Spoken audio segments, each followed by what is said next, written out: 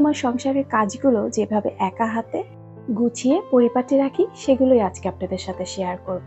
আমাদের প্রত্যেকের ঘরে সকালে নাস্তা দিয়েই সংসারের কাজটা শুরু হয়। আমি কি ঠিক বলছি আপুরা? এই যে সকালে নাস্তা বানিয়েছি, আজকে সকালে নাস্তা বানিয়েছি পরাটা, হালুয়া এবং গিয়ে মুরগির মাংস গতকালকে ছিল সেটাই গরম করে নিয়েছি। আর ওই যে সাথে আছে ধোয়া ওঠা 1 কাপ চা। হ্যালো এভরিওয়ান, আসসালামু আলাইকুম। বাংলাদেশি ব্লগার রূপা চ্যানেলে সবাইকে স্বাগত জানাচ্ছি। আমি রূপা বলছি। কি অবস্থা, কেমন আছেন সবাই? আশা করছি আল্লাহর রহমতে সবাই ভালো আছেন, সুস্থ আছেন, নিরাপদে আছেন। কাছে ও দূরে, দেশ ও দেশের বাহির থেকে যে যেখান থেকে আজকের এই ভিডিও দেখছেন, আপনাদের সবাইকে জানাই আন্তরিকভাবে স্বাগত। নাস্তা করার পরে চলে আসছি কিচেনে। তো কিচেনে এসে থালাবাটিগুলো ধুয়ে নিয়েছি। তো আমি প্রতিদিন যেটা আপনাদের সাথে সবসময় বলে থাকি যে আমি নাস্তা করার পরেই কিন্তু চলে আসি কিচেনে এসে থালাবাটিগুলো ধুয়ে নিই। আমার যেহেতু চুলাটা একদম সিঙ্কের সাথে, তো সিঙ্কে পানি টানি যেটা থাকে সেগুলো পরিষ্কার করে নিই, সাথে চুলাটাও কিন্তু ক্লিন করে নিই। আর চুলাটা সবসময় যদি ক্লিন থাকে আমার কাছে ভীষণ ভালো লাগে, কাজ করতে না অনেক বেশি আনন্দ লাগে। যে কোনো কিছু রান্না করার পরে সাথে সাথে যদি ক্লিন করে ফেলা যায়, এই যে চুলাটা বা আশেপাশে যে আছে সিঙ্ক বা এই যে টাইলস গুলো, সেগুলো কিন্তু তেল চিটচিটে মুক্ত থাকে। নাস্তা করার পরে আমি থালা বাসনগুলো ধুয়ে সিঙ্ক র্যাকে কিন্তু রেখে দিয়েছিলাম। তো পানিটা ঝরে গিয়েছে। এখন এই যে কাপগুলো কিন্তু কাপের যে হুক স্ট্যান্ড আছে সেখানে কিন্তু রেখে দিচ্ছি। এইভাবেই প্রতিদিন কিচেনের কাজগুলো করে থাকি। সকাল থেকে উঠে সংসারের একটানা অনেক কাজ কিন্তু করা হয়। কিচেনের অনেকগুলি কাজ সেরে তারপর এই যে চলে আসি বেডরুমটা সুন্দর করে পরিষ্কার করে নিই। তারপরে একে একে প্রত্যেকটা ফার্নিচার কিন্তু ক্লিন করতে হয়।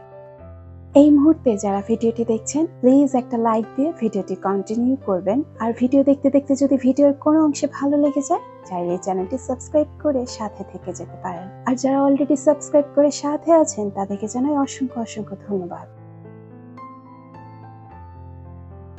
বাসা ছোট হোক কিংবা বড়, সেই বাসাটাকে যদি সুন্দর করে পরিষ্কার পরিচ্ছন্ন করে রাখি তাহলে কিন্তু ভীষণ ভালো লাগে।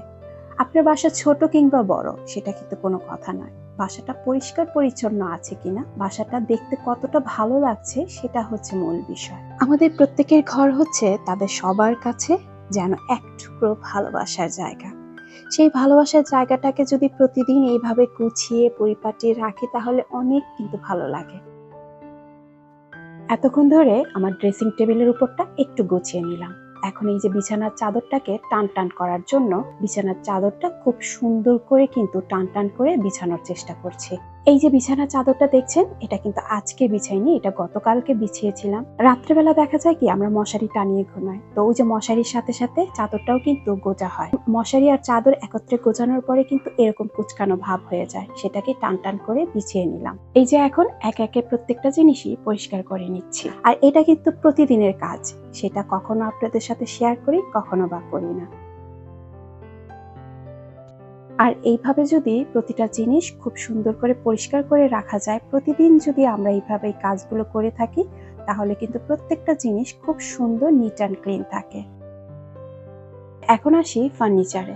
এখন যেহেতু শীতের সময় ভালোই কিন্তু ধুলো উড়ে, তো দেখা যায় কি যে কাপড়টা দিয়ে বা যে টাওয়ালটা দিয়ে আমি পরিষ্কার করি সেটা কিন্তু এই যে ফার্নিচারের যে ডিজাইনগুলো আছে সেই ডিজাইনগুলো কিন্তু একদমই পরিষ্কার হতে চায় না।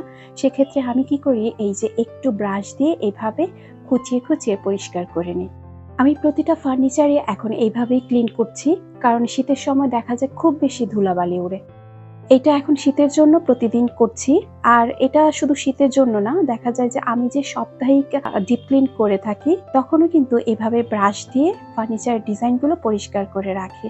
তাহলে দেখা যায় অনেক দিন কিন্তু এই ফার্নিচারগুলো সুন্দর পরিষ্কার পরিচ্ছন্ন থাকে। আর আপনারা দেখে বুঝতে পারছেন আমার ফার্নিচারের ডিজাইনগুলো খুবই ক্লিন। আমার এই ফার্নিচারগুলো সবসময় বলি অনেক পুরাতন ফার্নিচার, আমার বিয়ের যত বছর বয়স তত বছর কিন্তু এই ফার্নিচারগুলো। এই যে এখন আপনাদের সাথে শেয়ার করছি সোফার যে ডিজাইনটা, আপনারা এই ডিজাইনটা দেখে বুঝতে পারছেন আমার এই সোফার ডিজাইনটা কিন্তু একদম পরিষ্কার পরিচ্ছন্ন। এটার একটাই কারণ, প্রতিদিন যদি খুব সুন্দর করে একটু সময় এবং ধৈর্য নিয়ে প্রতিটা জিনিস পরিষ্কার করে রাখি, দিনের পর দিন, বছরের পর বছর সুন্দরভাবে ব্যবহার করতে পারবো। তখন কিন্তু দেখতে মোটেও খারাপ লাগবে না। যাদের কাঠের ফার্নিচার ব্যবহার করে অভ্যস্ত তারা কিন্তু এই টিপসগুলো ফলো করতে পারেন। প্রতিদিন যদি প্রতিটা জিনিস পরিষ্কার পরিচ্ছন্ন করে রাখি, সেই জিনিসটা কিন্তু এমনিতেই সুন্দর থাকে। তখন কিন্তু ঘন ঘন বার্নিশ করতে হয় না। এই জন্য ফার্নিচারের ডিজাইনগুলো সবসময় পরিষ্কার করে রাখতে হয়। আচ্ছা, যাই হোক, এখন আমি এখানে সেন্টার টেবিলটা আমি গুছিয়ে নিচ্ছি। কর্নার যে সেন্টার টেবিলটা আছে সেটা একটু গুছিয়ে নিচ্ছি। আমি আপনাদের সাথে কিছুদিন আগে শেয়ার করেছিলাম, দোয়েল চত্বর থেকে কিছু কিছু মাটির জিনিস কিনে নিয়ে আসছিলাম। সেগুলোই দিয়ে কিন্তু এখন আমি আমার ছোট্ট যে কর্নার সেন্টার টেবিলটা আছে, এই জিনিসগুলো দিয়ে লতা পাতা দিয়ে একটু সাজিয়ে গুছিয়ে নেওয়ার চেষ্টা করছি। আসলে কি বলেন তো, ছোট ছোট জিনিস দিয়েও ঘরকে সাজিয়ে রাখা যেতে পারে নিজের মনের মতো করে, হোক না সেটা কম দামি জিনিস, তাতে কি। এইভাবে আমি আমার প্রতিদিন সংসারের কাজগুলো করে থাকি।